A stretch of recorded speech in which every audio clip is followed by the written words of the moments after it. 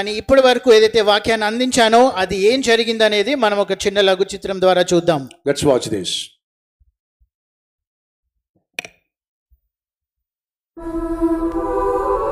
తన తండ్రి దావీదులా కాకుండా సొలొమోను శాంతిలో పాలించాడు. యుద్ధం లేకుండా రాజ్యం వికసించింది.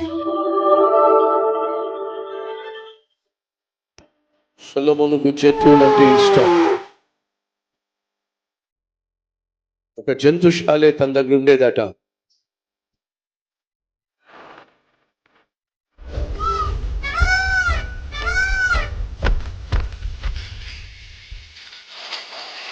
రకరకాల వంటలు,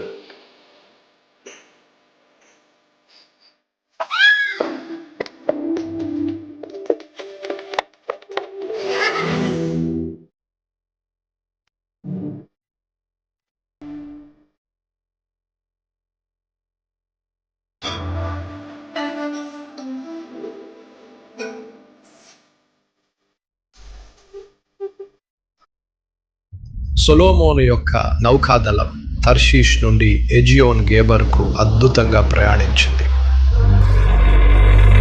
బంగారం, వెండి టన్నుల కొద్దీ తెప్పించేవాడు. గుర్రాలు ఓడల్లో వచ్చేవి.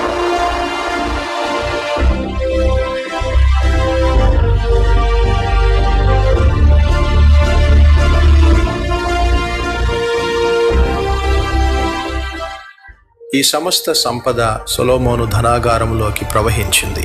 రాజుని ప్రభావం, శక్తి మరియు జ్ఞానాన్ని తెలియజేసింది.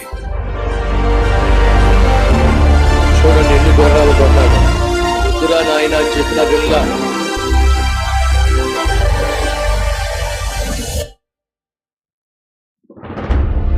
దేవుడిచ్చిన జ్ఞానంతో సొలొమోను అనేక సామెతలు రచించాడు. సుమారు 3000 సామెతలు రాశాడు. ఇనుము ఇనుమును పదును చేసునట్లు మనిషి తన స్నేహితుని ముఖాన్ని పదును చేసును. వెండికి మోస తగినది, బంగారునకు కొలిమి తగినది. హృదయ పరిశోధకుడు యెహోవాయే. సొలొమోను పంచుకున్న జ్ఞానాన్ని వినడానికి ప్రతి జాతి నుండి ప్రజలు వచ్చారు. జ్ఞానంతో కూడిన సొలొమోను మాటలు వెలుగు ప్రవాహంలా ప్రవహించాయి. దేవుని జ్ఞానంతో పుట్టిన సామెతలు.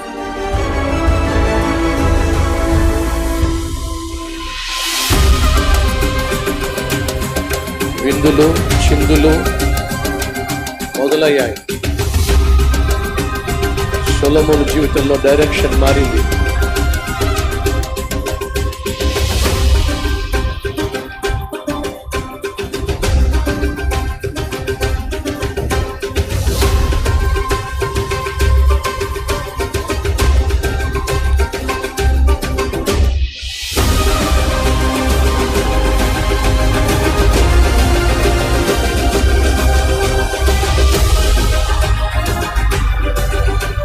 అనేక మంది భార్యలు వివిధ దేశాల నుంచి పిలిపించుకున్నాడు.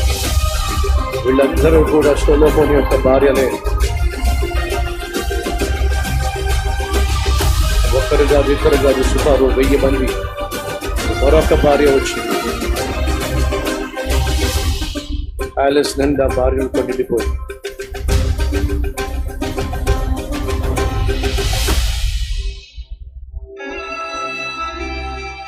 దూరదేశాల రాజులారా, మహారాజైన సొలొమోను వైభవ గృహానికి స్వాగతం.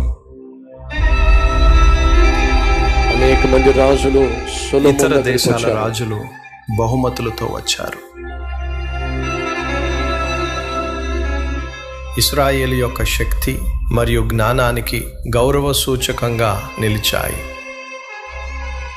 సొలొమోను ప్రతి బహుమతిని స్వీకరించాడు. ఆ సంపద ఆలయాలు మరియు వ్యాపారాన్ని బలపరచటానికి ఉపయోగపడేలా చూశాడు. అతడు కొలవలేనంత సంపదను సేకరించాడు.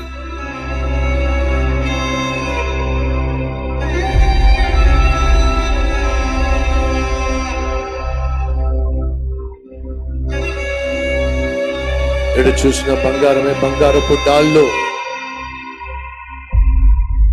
మహారాజా, ఈ ఆస్తి ఆశీర్వాదమైనదే గాని అదే సంపద అపాయం కూడా తెస్తుంది.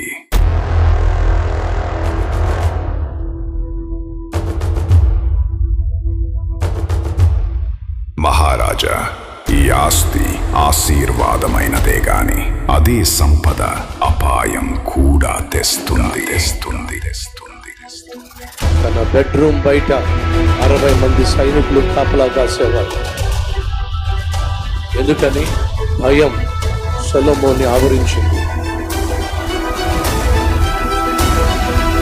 సొలొమోనును చూడు, బలవంతులైన సైనికులను తన చుట్టూ రక్షణగా పెట్టుకున్నాడు. అతని తండ్రి దావీదు అయితే ఎవరి భద్రతపై ఆధారపడలేదు.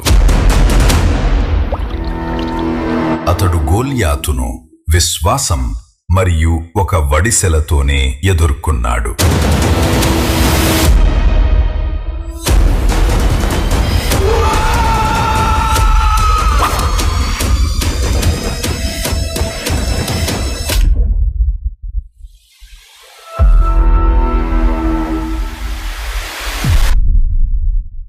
సొలొమోను బోధించిన దాన్ని ఆచరించాడా? తర్వాతి భాగంలో అతనికి ఏమి జరిగిందో చూద్దాం. రైట్ ఫ్రెండ్స్, తర్వాత ఏం జరిగిందో వచ్చే వారం చూద్దాం. ఈ సమయంలో మర్చిపోకండి, దేవుడు తన ప్రజలు ఎలా జీవిస్తే క్షేమంగా ఉంటారో వివరంగా తెలియచేశాడు. మనకు కూడా, మనం ప్రత్యేకించబడిన వారము, పరిశుద్ధంగా జీవించడానికి పిలువబడిన వారము, లోకానికి వెలుగు సంబంధులము, అంతేకాకుండా ప్రభువు బిడ్డలము, ఆయన ఆశించినట్టుగా జీవించడానికి ఆహ్వానించబడిన వారము. బైబిల్లో దేవుడు చెప్పిన ప్రతిదీ మన కోసం, మన ఆశీర్వాదం కోసం కాదని చెప్పి ఇష్టం వచ్చినట్టుగా డబ్బు సంపాదించిన, ఇష్టం వచ్చినట్టుగా అమ్మాయిలతోనూ స్త్రీలతోనూ పురుషులతోనూ సాంగత్యము చేసిన, పాపం చేసిన, ఇష్టం వచ్చినట్టుగా నువ్వు నీ జీవితాన్ని నాశనం చేసుకున్నా తీరా మిగిలేది శాపం మాత్రమే. అలా కాకుండా నీ జీవితం బాగుండాలంటే, నీ భవిష్యత్తు బాగుండాలంటే, నీ కుటుంబంలో ప్రశాంతత ఉండాలి అని అంటే ఖచ్చితంగా నువ్వు చేయాల్సింది ఒకటే. ఏమిటది? దేవుని చిత్తమే నా ఇష్టము అని చెప్పి ఆయన చిత్త ప్రకారం జీవించిన వాడే సుఖ సంతోష